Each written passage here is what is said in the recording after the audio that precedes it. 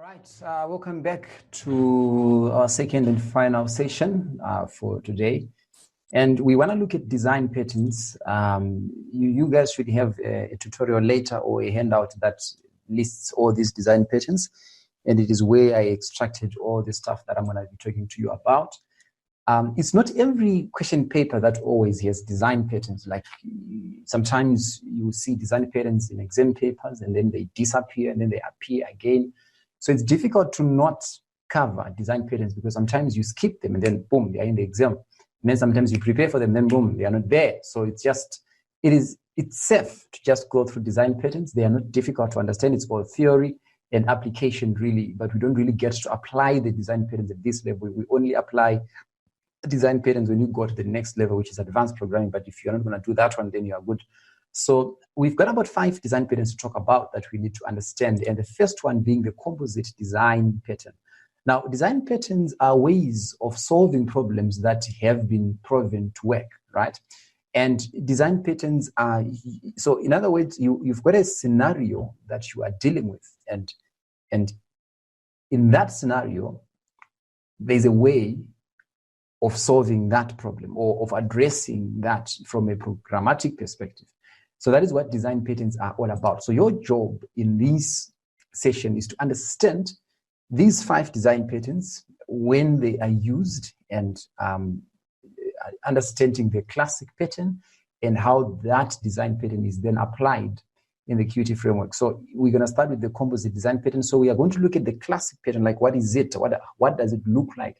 The original specification of that design pattern and what is it meant for, and then we move and then we transition into Qt, and then we say, how is it applied in our Qt language? How is it applied in our Qt framework? What objects behave according to this design pattern, and be able to explain it. And then we're going to look at a few questions now, and then I'll leave the rest for you guys to go and also look at. So the first design pattern we want to look at is the composite pattern. You must be able to draw this diagram. Yeah, frame it, draw it. And you must be able to at least minimum understand which classes are involved in the composite pattern, which is your composite, your component, your leaf, and then your composite. If we put context, what's actually happening here is you use this design pattern if you need to treat a group of objects as an instance of the same type, or you want to allow clients to treat individual objects and compositions in a very uniform way. So we'll discuss about what we mean when we say treat them uniformly, or how do we treat compositions uniformly. When you compose objects, you are putting objects in another object, right? So you can now say that this one is composed of these ones. So you've composed them into another object.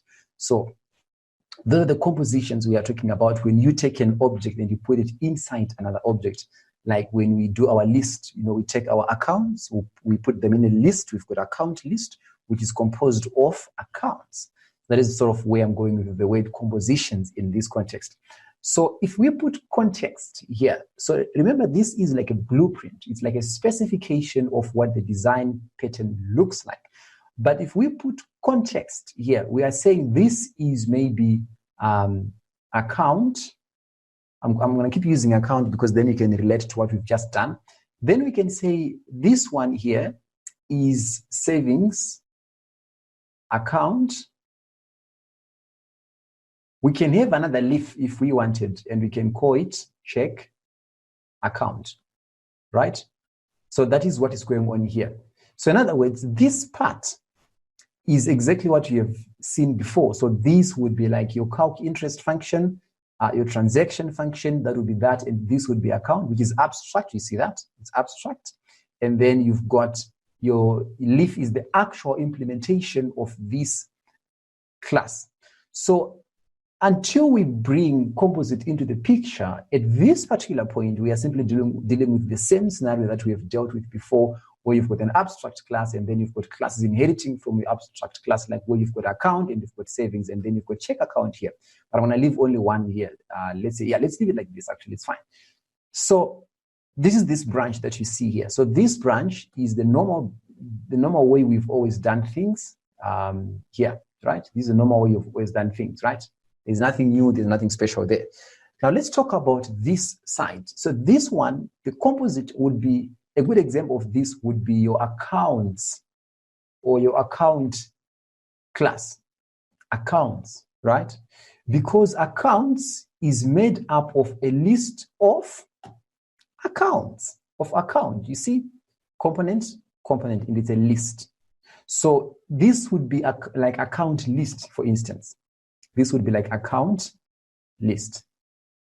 But the weird thing, if you compare this with the diagram that we have dealt with before, remember what we did before is we've got account sitting here, and then we've got savings account, and then we've got check account, then we've got that, right? And then we've got our account list sitting here like that. So this is what we are dealing with from our previous inheritance questions. This is the scenario that we are dealing with, where we've got our account and the actual implementations, and then a list of accounts which contains your accounts. This is not the same situation. You see that? Why? In this scenario, it's like account list is also inheriting from account. That is what we are dealing with here. So it's not this scenario, it's different. So what is going on in this scenario? In this scenario, your account list is also inheriting from account, and it also has the same function operation here, which exists here. So it's like you've got a calc transaction as well here, if we use the same context. So what then happens is we've got the add child function, obviously, because then the question is, how do you put your accounts into this list? You need a function, right, that you use to put these items into this list. So this part is this is a very obvious function. There's nothing special going on here. It's just a normal function. We're not interested in that one. It's just a normal function to add your stuff into that list. Now, if we look at this, we are saying the scenario we are dealing with here is not the same as the one that we were dealing with here. In this scenario, your composite class, which is the one that contains the list, is also inheriting from your component, which is the blueprint, right? And they all have this function. So if I maintain my context, which is this is account, this is a savings account, and this is account list, it means, let's say operation is calc interest, right? Let's say this is calc interest. It means you have calc interest at this level, and you have calc interest at this level, calc interest, and you have calc interest again at this level. So this would also be calc interest. Now, so if you say calc interest at this level, you're calculating the interest for that account, because remember, this is your savings account or your check account. So at this level, if you call the calc interest function, you're calculating the interest for that account.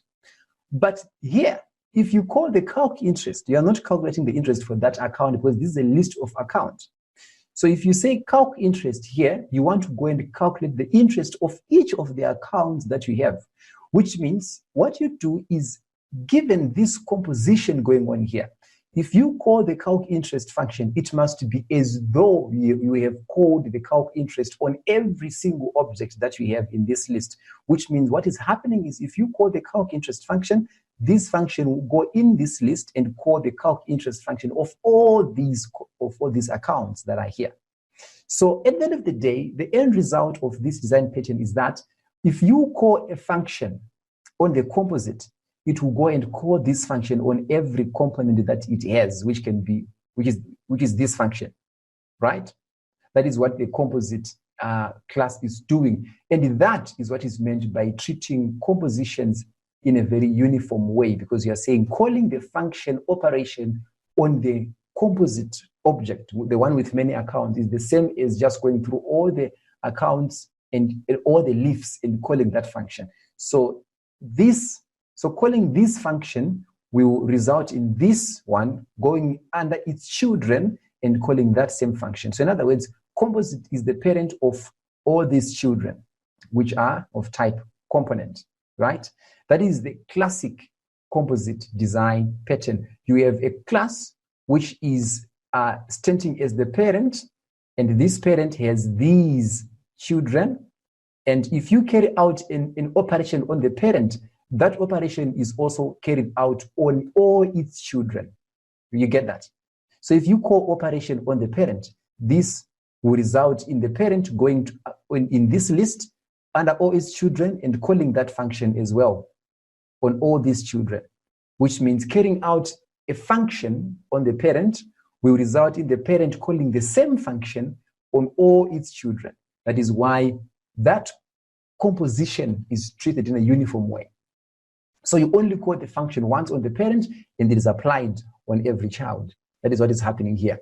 Now, that is the first stage, which is how understanding the classic design pattern. Then number two is you then have to understand how it is applied in the QT design pattern. And these are the main points that you must not forget. Point number one, Q object. So whenever you talk about the composite design pattern, you are talking about Q objects. So you think composite, think Q objects. What about them? So the Q object class represents a simplified form of the composite design pattern, which means the way Q objects behave is an implementation of this pattern. Now the question becomes, in what ways, right? How are these represented in the Q object class? The second point then becomes, the Q object class represents the component, composite, and leaf rolled into one.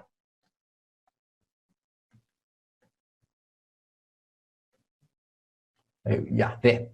It represents the component, composite, and leaf rolled into one class. So that one class, that Q object class represents an implementation of the composite design pattern, only that it's a simplified form of it, okay? In what ways? In that all three are rolled into one class, which is Q object. So everything that is a Q object, which means all your widgets, they follow this pattern. In what ways, right? Point number three, here is why, or here is how Q objects satisfy this design pattern. Number one, or number three, a Q object can be a parent or child of another object, and every Q object maintains a list of its children. We saw this when we did our graphical user interface and we drew that hierarchy, if you remember, where we had our dialogue, and then we had a layout, and then from the layout we had a push button, and then we had a spin box. This was a hierarchy where we said layout is a child of dialogue, spin box, this, our push button and our spin box are children of the layout. So this here is a representation of what is happening here, where a class can have children. So with Q objects, you are also allowed to have one Q object as a child of another. And we saw this when building a graphical user interface, right? That's point number three. Point number four, a Q object implements a destructor that recursively destroys all its children. The lifetime of children is therefore dependent on the lifetime of their parent.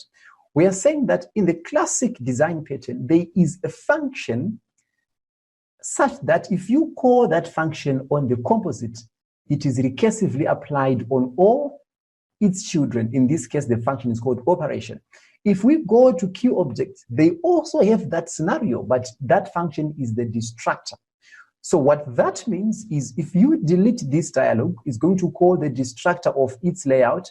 And if you destroy this layout, it will call the destructor of all its children. So you can see that if you delete this dialog, it will delete the layout, which will delete the push button and the spin box. That is why we never mentioned the big three as an issue when we were dealing with Q objects. We never said, oh guys, let's put a destructor, even though everything is a pointer. Because you don't need pointers when working, you don't need destructors when you are working with Q objects. Because once the parent is deleted, it will delete all its children. So the dialog will delete the layout, which will delete the push button and then the spin box. So that is point number four, which we have to understand. Please, guys, these points are very important. Point number five, there is therefore a composition relationship between a parent and its children. So this is a follow-up point from that behavior. We can then say there is always a composition relationship between a parent and a child. A composition relationship simply means that the child cannot exist without the parent. And for this reason, you don't need to provide a destructor for children when dealing with Q objects. This is the application of the composite design pattern in the Qt framework. Let's go to the next design pattern, which is the observer design pattern. So again, you have to know this diagram. They can ask you to draw this diagram exactly as it is. So always remember that.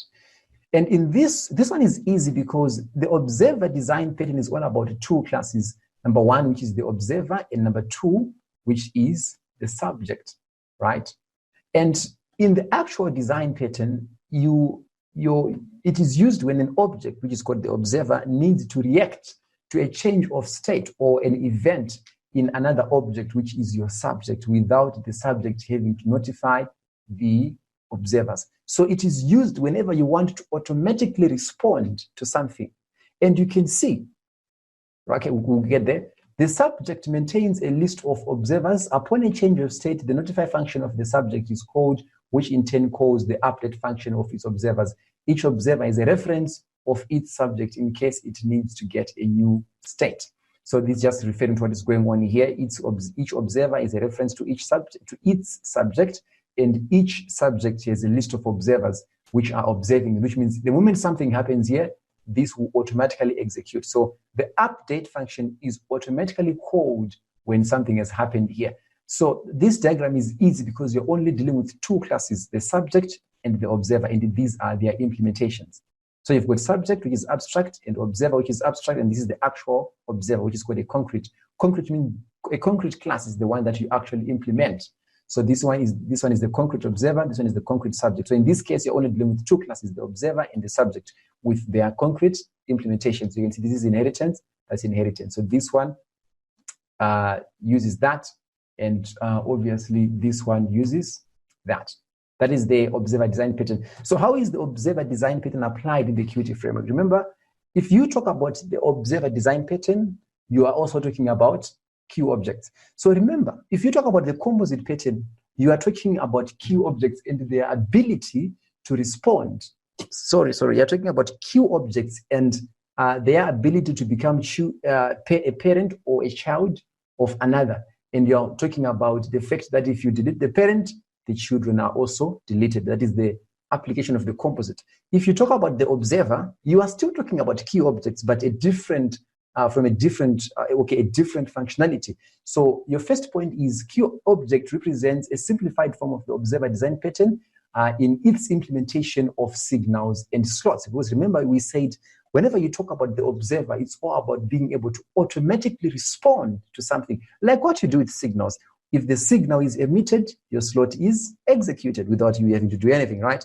That is the implementation of observer. So, so structure-wise, in what way? The Q object class represents a simplified form of the observer design pattern where the subject, observer, concrete subject, and concrete observer are all rolled into one. Again, simplified form, right? So you can actually say here represents, let me just correct this, represents a simplified form of the observer design pattern where the subject, observer, concrete subject, and concrete observer are all rolled into one.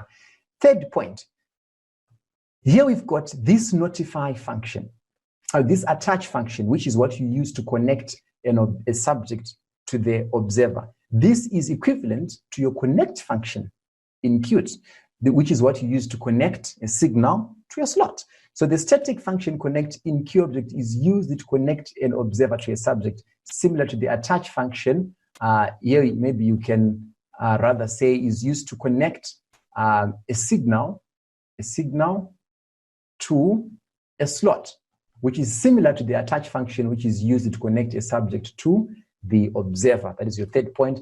And your last point, remember here, a subject can have many observers. And in the same way, numerous observers can be connected to a single subject. The reverse is also true, which means if we talk about the application here, if you talk about the application, we are saying under this same point in Qt or with Q objects, one signal can be connected to multiple slots,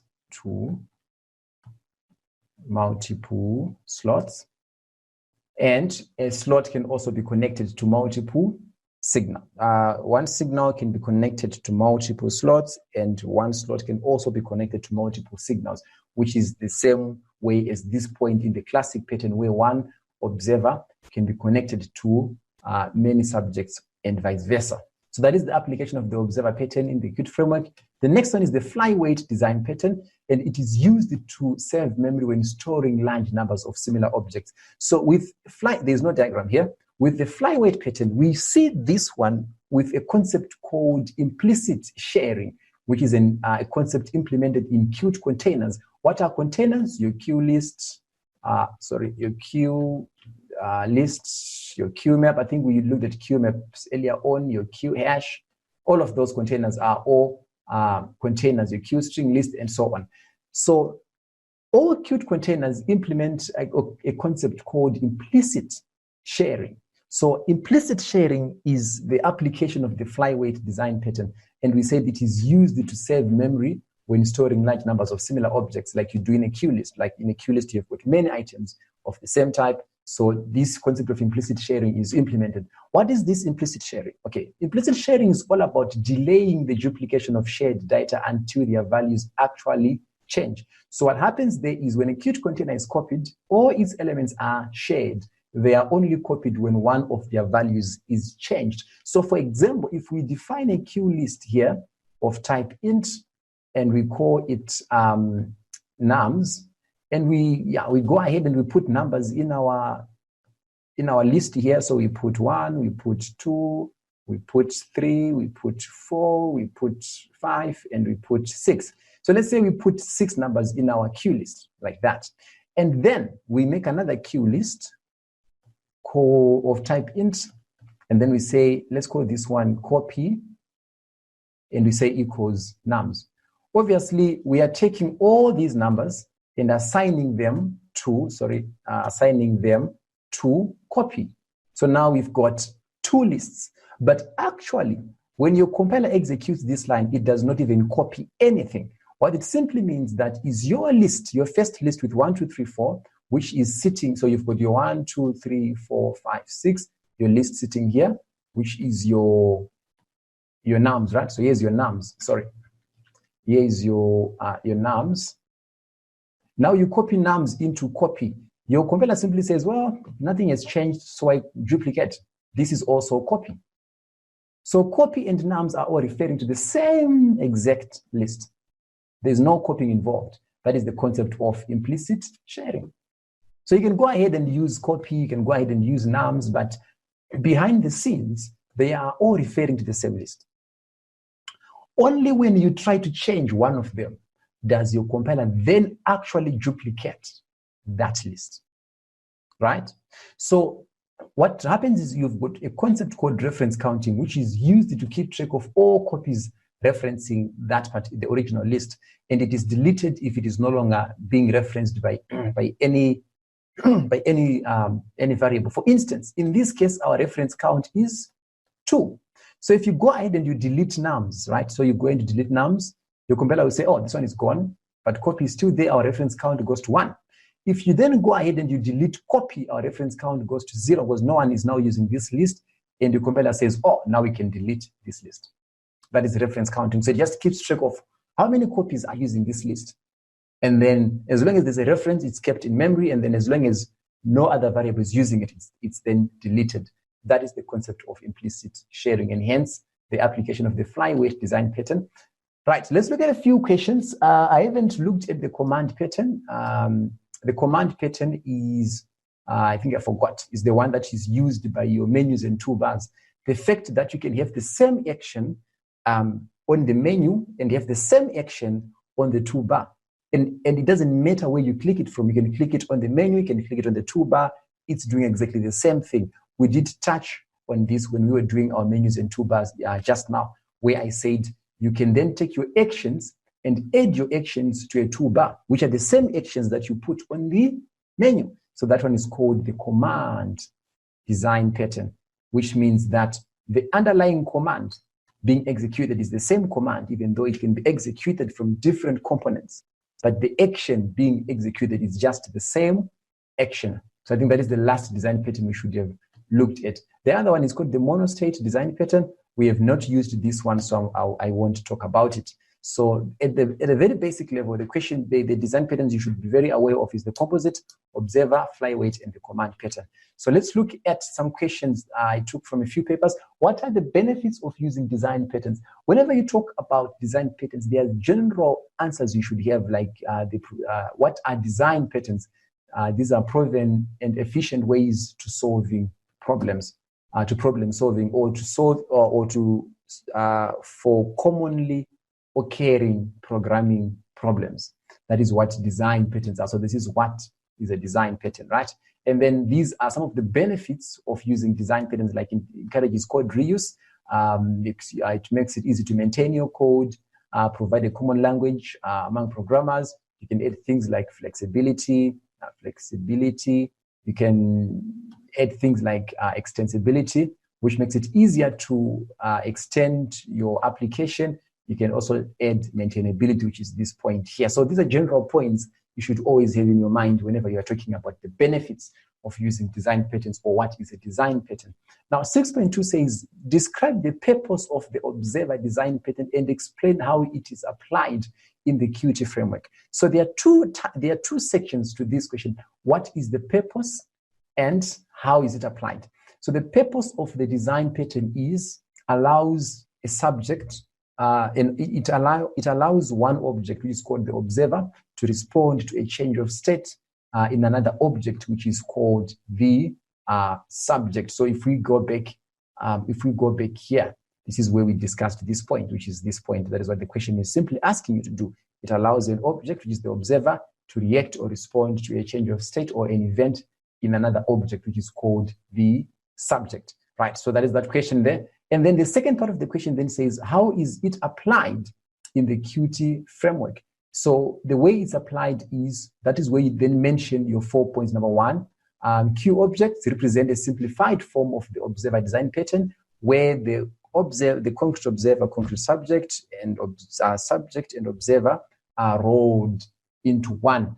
And signals and slots are an implementation of the observer design pattern. That is all you are saying here, right? There's nothing much. And then that's all, 6 marks, right? Let's look at another question. This one, what is achieved by the flyweight design pattern and implicit sharing in the QT framework? Your answer is, it delays it, or it saves memory by delaying the duplication of data until, by delaying the duplication of data. That is what you are. Oh, where am I now? I've clicked too many things. Flyweight, not here. Yeah, right. So it is used to save memory when storing large numbers of similar objects by delaying the duplication of shared data. So I can just expand and say by delaying the duplication, this thing is not responding, duplication, of shared data.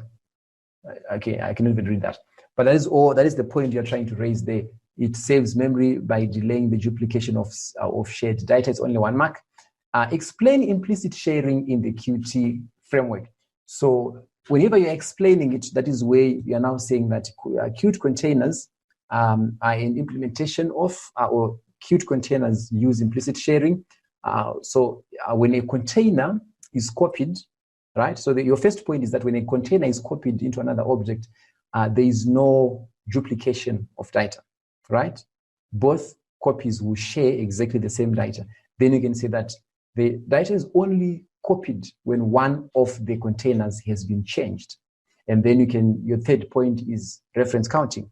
Reference counting is used to keep track of how many references are still using your shared data. So if we go back at this point, that is all I'm trying to repeat, right? I'm simply saying that it delays the duplication of shared data until their values actually change. So all you're saying is, when Qt containers are copied, all elements are shared.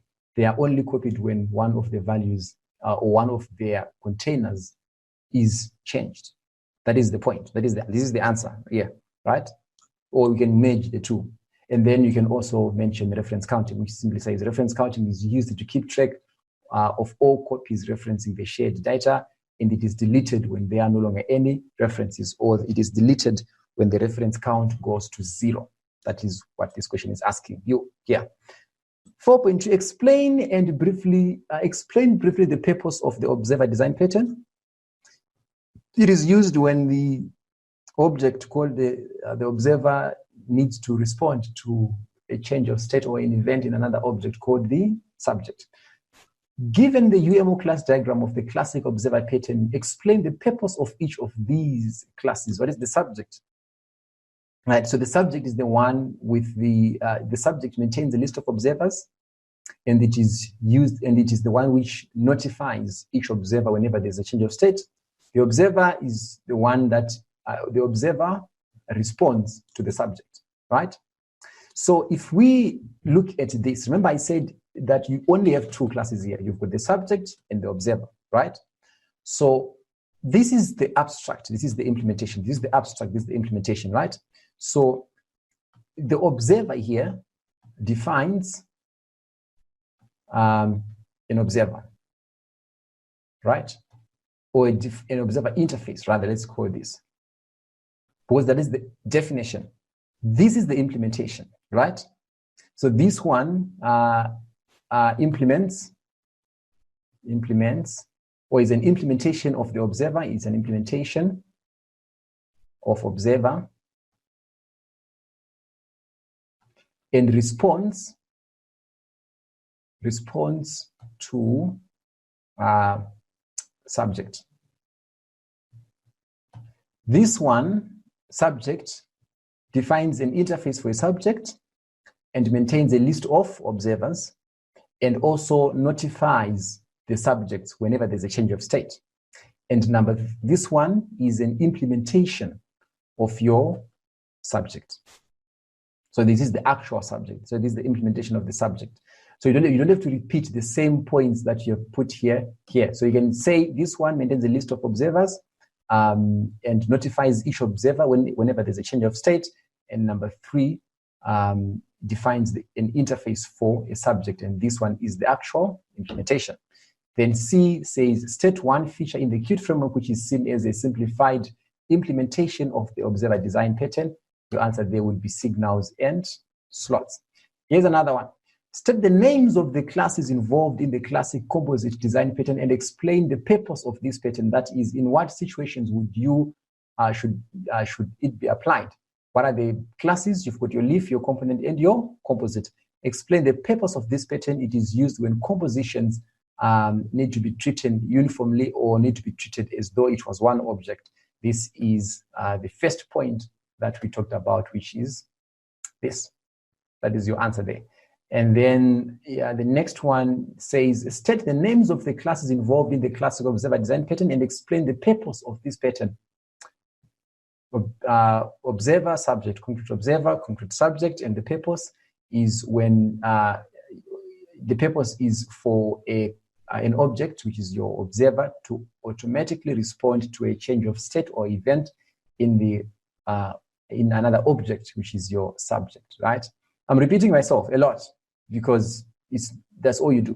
4.2, the key object class is said to represent a simplified application of the composite and observer design patterns. Explain. You are explaining 2 points here. You're explaining the composite and you're also explaining the observer. So in what way is it composite? So your first point here is a key object represents a simplified form of the composite pattern where the components, leaf, and composite are rolled into one, right?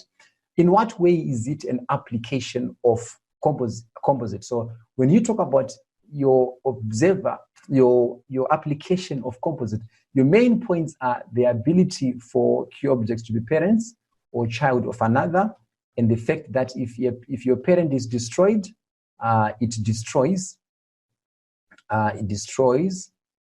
or its children. These are the main points you are raising here. Under observer, you are obviously talking about signals and slots. They are saying you can connect a signal to a slot, and one slot can be connected to many signals, and the many signals can also be connected to one slot. And that can be, that is an implementation of the observer design pattern. So that is all you're explaining. That these are your main points under this question. And here's another one. The following questions are based on the classic observer design pattern. Fine. Explain the commonly occurring programming problem or scenario which this design pattern tries to solve, where in a class, which is the observer needs to respond to a change of state or event in another class called the subject. Again, same question.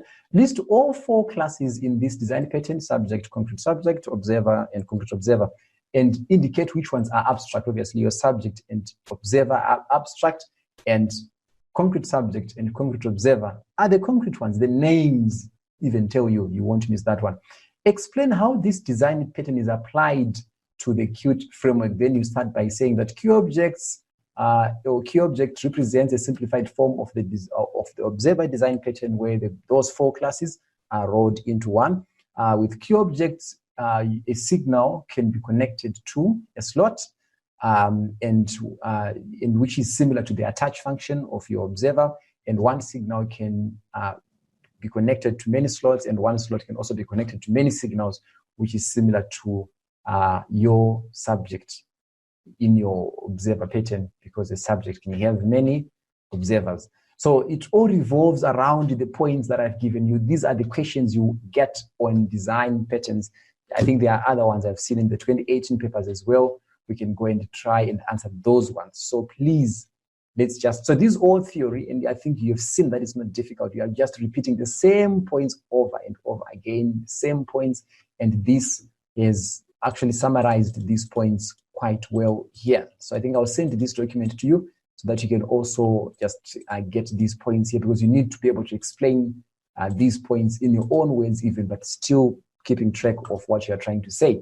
But you also have the handout anyway. I'm sure you have it. If you look under your tutorial letters and you go right towards the end, you start to see these diagrams that I copied from your tutorial letter. So that is design patterns for you. It's not difficult. There's no coding involved. It's all theory, being able to understand your diagrams, and sometimes they ask you to draw it, just knowing which one looks like which one. And mostly the most two ones they'll ask is the composite diagram, which is this one, and the observer diagram, which is this one. So just know these two diagrams. That is your design patterns. So this brings us to an end, sort of the main topics that we need to cover for this module. So our next item in our next class, which is tomorrow actually, is now any other business, which means everything else we haven't touched so far, they're going to be looking at. And I know one thing already that I know we haven't really looked at that we should, but I'll leave that for you to find out and see if people are actually reading and practicing and going through question papers. So from our next class going forward, the way things work is you guys drive these classes. That's how I do this every single semester. That's how I do this every single time. Once I get here, I'm done. You drive the next classes. We've got 3 classes remaining, I think. I think tomorrow and then the other 2. 3 classes remaining. But we can add more sessions if there's need to discuss further. But that comes from you guys. The more you practice, the more you get more questions, the more you say, can you repeat this? Can you talk about this? I've got this question, I've got that question. We can also put in extra classes, some booster sessions, which allows us to just go through everything, or just answer your questions that you might have. And we may also have some open discussion classes where we just talk. What is the problem? Where are you struggling? But those classes can only help you if you catch up. Because if you haven't, then you don't know what to ask. So don't wait until the day before exam to be like, what is this thing here? Because we won't have enough time to help you, right? So use this time between now and our next class is tomorrow. But still, we're going to be talking. So next class, I just show up, we talk. So you have to have some questions. You have to have some questions. If you want to refer to questions in other papers, I normally prefer that you at least send me an email and say, these are the questions I want to ask, and then I can put those together so I don't waste time during the class trying to find papers and extracting questions. That normally works very well. So please, you have to practice.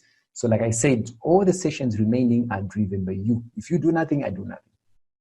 Right? So you have to practice, you have to ask the questions, and we pick it from there. So I don't know what we'll be doing tomorrow unless you guys tell me, I want to know this thing. So I need a specific questions, not like, I don't understand GUI programming. No, there's no such question like that. You gotta understand something because you've got the whole video, then go and watch it, right? And then indicate exactly which parts, or you can even have another question and say, this question is tricky, I'm missing these parts. And then we can go through those questions together, all right? And you can also do your papers and send me your solutions. But I'll gladly look at your answers and help you out as well. And at the same time, I'll also send you some papers with solutions so that you can also just see like, that is how things go. But do not claim solutions to answers you don't understand. That is very dangerous. You have to understand what's going on. You have to understand the concept. Okay, so this brings us to an end of our session today.